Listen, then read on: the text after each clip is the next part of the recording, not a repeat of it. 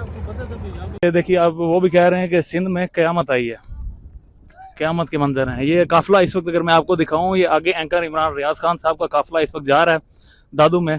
इमदादी जो सामान है वो ऑलरेडी दादू में पहुंच चुका है, जिसे एंकर इमरान रियाज खान साहब डिस्ट्रीब्यूट करेंगे।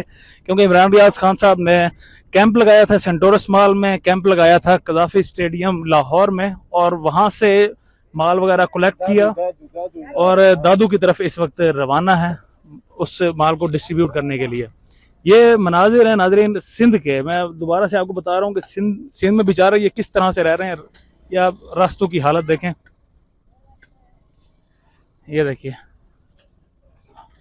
हर तरफ फिलहाल यहाँ पर पानी ही पानी है। तकरीबन 80% जो सिंध है वो डूब चुका है इस वक्त पानी में।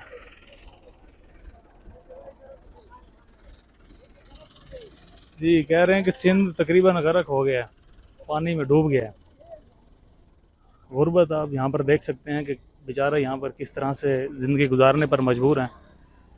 और सिंध में बस अभी भी इनको भी सोचना चाहिए कि पता नहीं कब तक भुट्टो को जिंदा रखेंगे।